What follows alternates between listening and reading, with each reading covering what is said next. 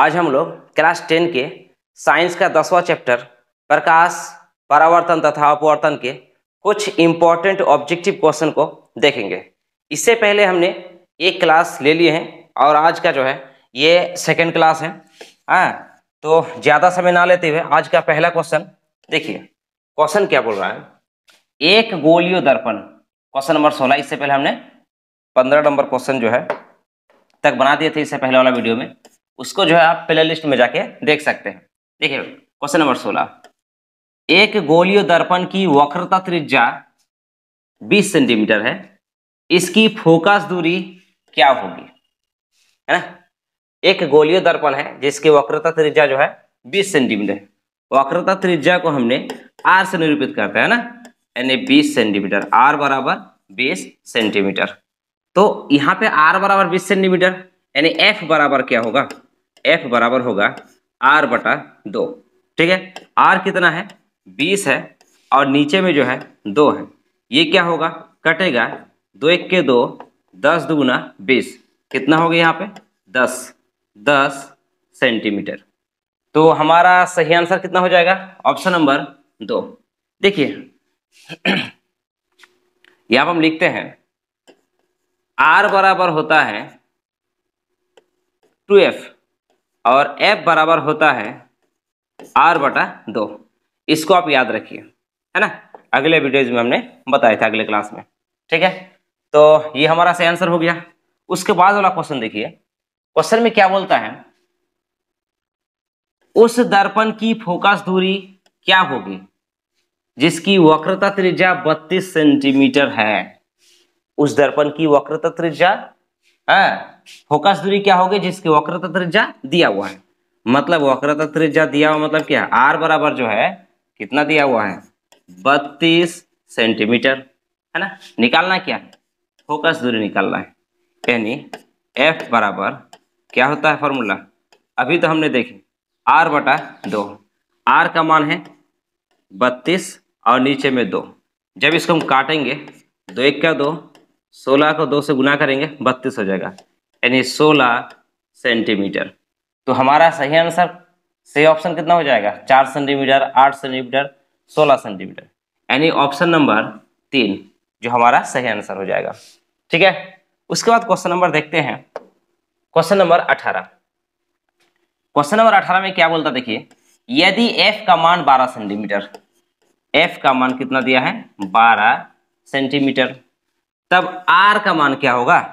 इससे पहले वाला क्वेश्चन में जो है f का मान निकालने बोला था, इसमें r का मान निकालने बोल दिया।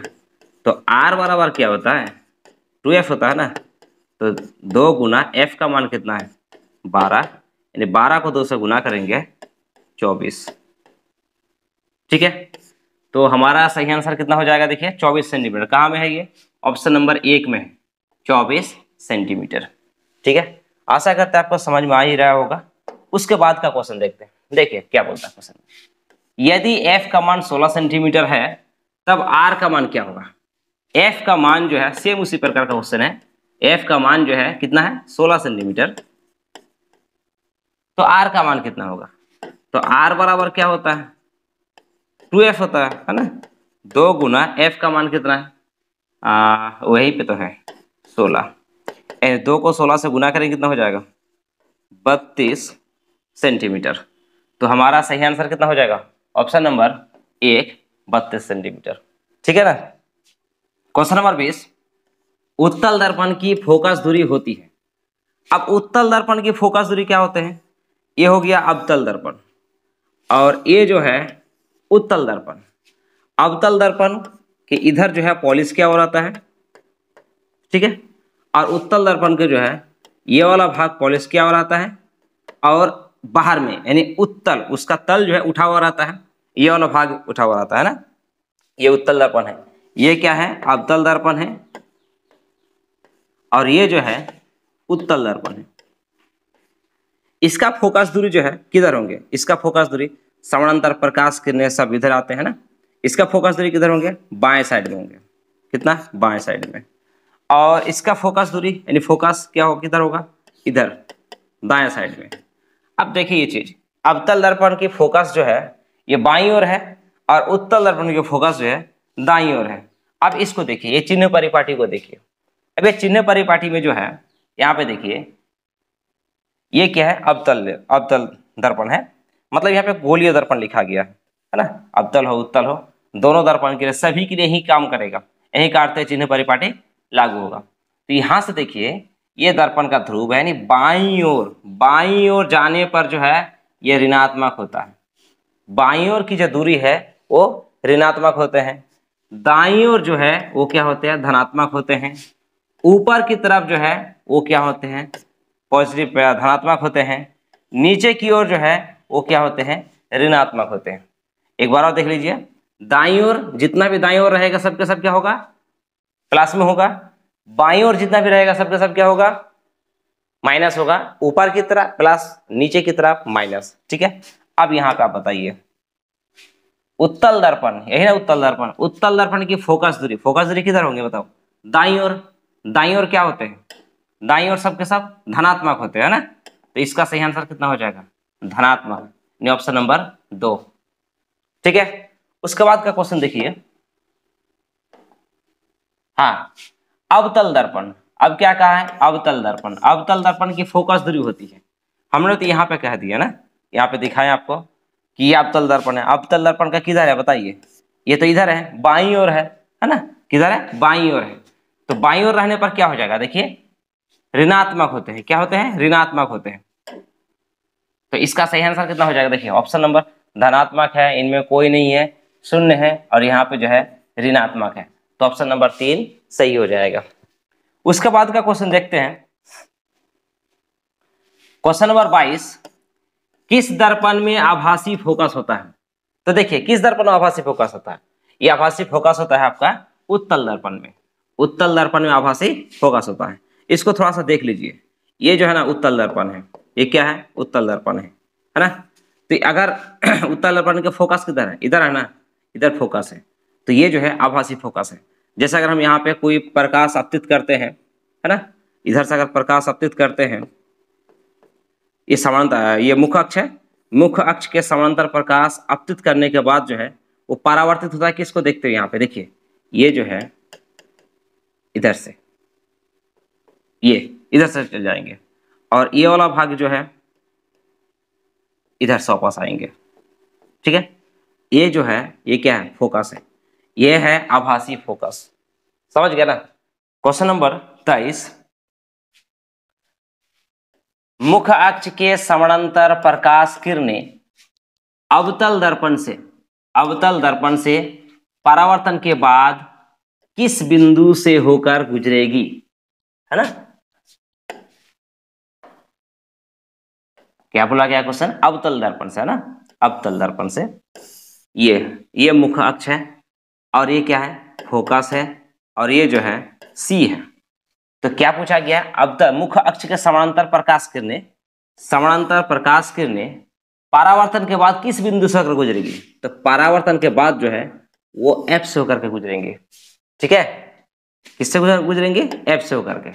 तो हमारा सही आंसर हो जाएगा ऑप्शन नंबर 2, एफ। ठीक है, उसके बाद क्वेश्चन देखते हैं। अच्छा, इसको समझ में आया कि नहीं, ये थोड़ा सा मिस्टेक था क्वेश्चन। हाँ देखिए, एक बार और देख लेते हैं। मुख्य अक्ष के समानांतर प्रकाश किरणें अवतल दर्पण से परावर्तन के बाद किस बिंदु से होकर के गुजरेगी, है ना। ये जो है ये मुख्य अक्ष है, और ये जो क्या है, अवतल दर्पण है। मुख्य अक्ष के समानांतर प्रकाश किरणें जो है ये परावर्तन के बाद फोकस से होकर के गुजरेंगी, है ना। चाहे आप नीचे से भी ले सकते हैं, ये समानांतर प्रकाश किरणें हैं मुख्य अक्ष का, ये किधर से वापस आएगी, ये फोकस से होकर के। ठीक है, इसका सही आंसर हो जाएगा ऑप्शन नंबर 2 यानी एफ। उसके बाद क्वेश्चन देखिए, क्वेश्चन में क्या है 24 नंबर में, अवतल दर्पण, एक ही कलर का हो गया है, हाँ, अवतल दर्पण के सामने किसी वस्तु को कहां पर रखा गया है जिससे उसके समान आकार का उल्टा प्रतिबिंब बनेगा, है ना। अवतल दर्पण के सामने किसी वस्तु को कहां पर रखा गया है, मतलब कहां पर रखा गया है जिससे उसके समान आकार का और उल्टा प्रतिबिंब बनेगा। मतलब वो प्रतिबिंब जो बनेगा वस्तु को कहां में रखा जाए कि उसका प्रतिबिंब समान आकार का हो और फिर उल्टा हो। तो इसके लिए हम यहाँ पे देखेंगे 6 चित्र हैं, इसको आप बढ़िया से देख लीजिए। देखिए मतलब क्या बोला, समान प्रतिबिंब जो है बिल्कुल समान होना चाहिए। तो प्रतिबिंब जो है ये बिल्कुल यहाँ पे देखिए सर, यहाँ ये मुख्य अक्ष है, ये बिल्कुल क्या है, मुख्य अक्ष है। और ये सी है, यहाँ पे क्या है, सी है, और ये एफ है। और ये जो है ये प्रकाश समानांतर प्रकाश जा रहा है किसका, मुख्य अक्ष का, और वो जो है फोकस होकर के इधर आ रहे हैं। फिर यहाँ से फोकस होकर के जा रहे हैं, और फिर वो जो है मुख्य अक्ष के समानांतर आ रहे हैं, और इस जगह में जा करके जो है वो कट जाते हैं। हम इसको देखेंगे। हाँ, सामान्य आकार का और उल्टा भी था। हाँ, इसको देख लीजिए, सामान्य आकार का भी है और दोनों क्या उल्टा, ये ऊपर की तरफ है और ये उसका प्रतिबिंब नीचे की तरफ है, नहीं उल्टा है। ठीक है, तो वस्तु को कहाँ पर रखा गया बताइए, सी पर। सी को हम लोग क्या बोलते हैं, वक्रता केंद्र ना बोलते हैं। यानी सही आंसर हो जाएगा ऑप्शन नंबर 3, वक्रता केंद्र पर। ठीक है, उसके बाद क्वेश्चन देखिए, क्वेश्चन नंबर 25, जब वस्तु अवतल दर्पण के वक्रता केंद्र सी पर हो तब प्रतिबिंब कहाँ बनेगा। सी पर हो तब प्रतिबिंब कहाँ बनेगा, तो इसी का बात बता रहे हैं। तब प्रतिबिंब जो है सी पर ही बनेगा। समझ रहा ना, अगर वस्तु को जो है सी पर रखा गया है,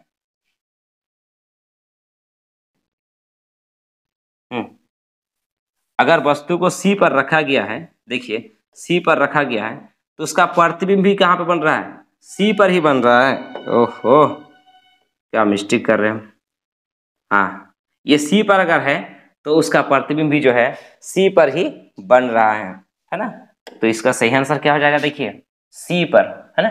कहाँ बनेगा प्रतिबिंब, कहाँ बनेगा, तो प्रतिबिंब जो है सी पर ही बनेगा, यानी ऑप्शन नंबर 1 सी पर। ठीक है, उसके बाद का क्वेश्चन देखिए, क्वेश्चन नंबर 26 क्या बोलता है क्वेश्चन में, देखिए किसी बीम का अवतल दर्पण द्वारा बना प्रतिबिंब आभासी, सीधा तथा बीम से बड़ा पाया गया है ना। क्या उसका प्रतिबिंब क्या बोलता है, आभासी भी हो, सीधा भी हो और बीम से बड़ा भी हो पाया गया है। वस्तु की स्थिति कहाँ में होना चाहिए। फिर हम लोग उसी चित्र में आते हैं। कहाँ में, देखिए यहाँ पे अवतल दर्पण से सभी चित्र बनाया गया है। कहाँ पे वस्तु बनाया गया है, जहाँ पे वस्तु का प्रतिबिंब जो है उससे बड़ा भी है, सीधा भी है, और क्या है, उधर था लगता है। ठीक ठीक ठीक, हाँ यहाँ पे वह आभासी भी है और सीधा है और बड़ा है, आभासी है और सीधा है और बड़ा है। देखिए ये जो है ये आभासी भी है और ये सीधा भी है और इससे ये बड़ा भी है ना। तो कहाँ पर रखा गया था, एफ और पी के बीच में, यानी ध्रुव और यहाँ पे देखिए फोकस के बीच में रखा गया था। ठीक है, तो एफ और पी के बीच में, एफ को बोलता है क्या, मुख्य फोकस है, और पी को क्या बोलता है, ध्रुव। यहाँ पे देखिए दर्पण के ध्रुव यानी पी और मुख्य फोकस यानी एफ के बीच में रखा गया है, यानी सही आंसर हो जाएगा ऑप्शन नंबर 4। ठीक है, उसके बाद देखते हैं अगला क्वेश्चन। अगला क्वेश्चन में क्या है, किसी दर्पण से आप चाहे कितनी ही दूरी पर खड़े हो आपका प्रतिबिंब सदैव सीधा प्रतीत होता है।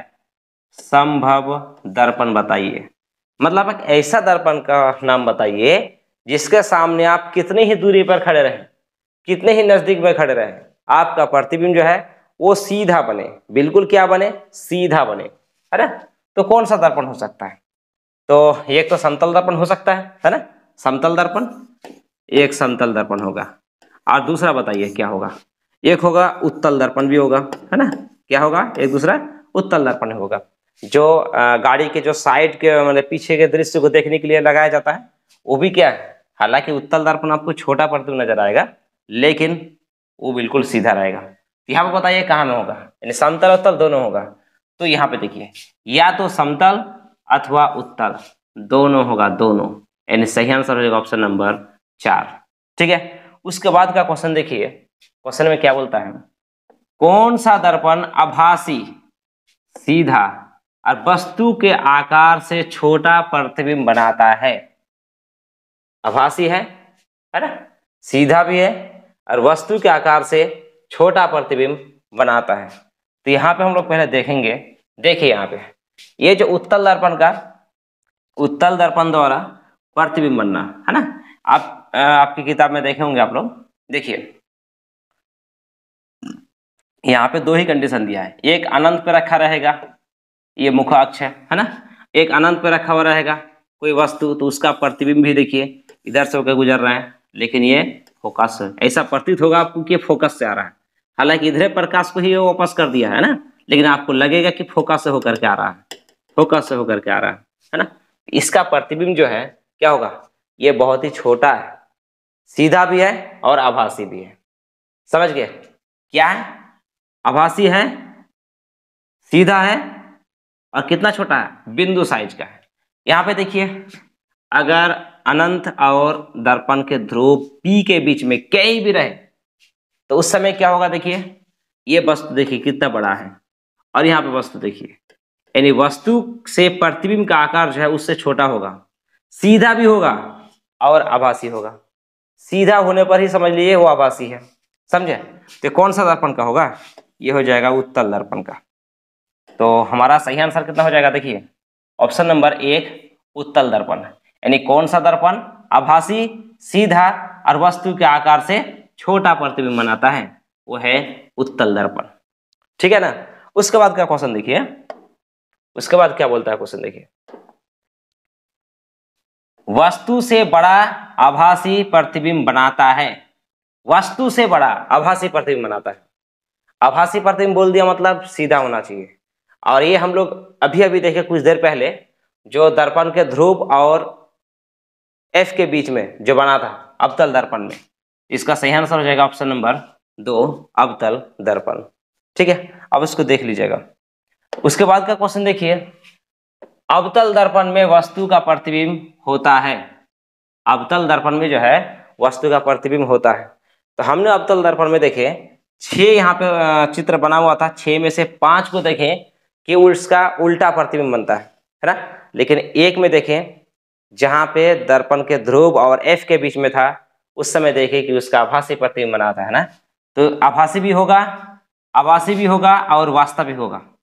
तो अगर इसको टिक मारते हैं तो ये छूट जाता है, इसको टिक मारते हैं तो फिर वो छूट जाता है, लेकिन ऑप्शन नंबर 3 बोल दिया 1 और 2 दोनों प्रकार का है। सही आंसर ये होगा कि अवतल दर्पण में जो है प्रतिबिंब जो है वो वास्तविक भी होता है और आभासी भी होता है। उसके बाद का क्वेश्चन देखिए क्या बोलता है क्वेश्चन, उत्तल दर्पण द्वारा बना प्रतिबिंब सदैव, हाँ सदैव क्या होता है, वहां पे हम लोग तो देखे उत्तल दर्पण में क्या होता है सदैव, सदैव छोटा होता है, आभासी होता है और सीधा होता है। तो यहाँ पे देखिए आभासी का तो कहीं जिक्र नहीं है, सीधा का जिक्र है ना। हाँ सीधा होता है, छोटा भी रहता तो नहीं, छोटा भी नहीं है, यानी सीधा है। उत्तल दर्पण में जो है प्रतिबिंब क्या होते हैं, हमेशा क्या होते हैं, आभासी होते हैं। चलो हम यहाँ पे लिख देते हैं, आभासी होता है और आभासी होता है और सीधा होता है और क्या होते हैं, छोटा होता है। तो यहाँ पे ऑप्शन में ये सीधा वाला ठोई दिया है ना, इसलिए आंसर सही हो गया। अगर ये सीधा के जगह अगर आभासी देता तो भी हम लोग सही होता, छोटा अगर देता तो भी सही हो जाता। चलो उसके बाद का क्वेश्चन देखते हैं। उसके बाद में क्या क्वेश्चन देखिए, उत्तल दर्पण द्वारा बना प्रतिबिंब होता है, उत्तल दर्पण द्वारा बना प्रतिबिंब होता है। अब क्या होता है देखिए, उत्तल दर्पण द्वारा वास्तविक तथा सीधा, ये होता है क्या, नहीं, वास्तविक और सीधा का बहुत बड़ा दुश्मनी है।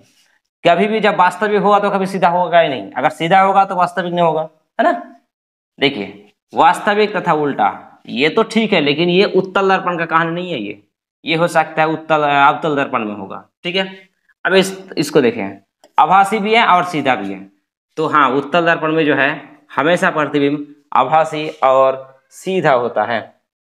ठीक है, उसके बाद का क्वेश्चन देखिए, क्वेश्चन नंबर 33 क्या बोलता है, उत्तल दर्पण का प्रयोग निम्नांकित में किस वस्तु में किया जाता है। कहाँ में किया जाता है उत्तल दर्पण का प्रयोग, वो किया जाता है आपका गाड़ी के साइड मिरर में, यानी ऑप्शन नंबर 1 सही होगा। ठीक है, उसके बाद क्वेश्चन नंबर देखिए, क्वेश्चन नंबर 34, किसी अवतल दर्पण में वस्तु कहाँ रखा गया है जिससे उसका सीधा और आवर्धित प्रतिबिंब बनेगा। किसी अवतल दर्पण में जो है वस्तु को कहाँ रखा जाए जिससे उसका सीधा और आवर्धित प्रतिबिंब बनेगा। ऑप्शन में है ध्रुव, फोकस, वक्रता केंद्र और ध्रुव और फोकस के बीच में। इसको हम लोग पहले देख चुके हैं, है ना, ध्रुव और फोकस के बीच में, ये सही आंसर होगा। ठीक है, इसको एक बार आप देख लीजिए।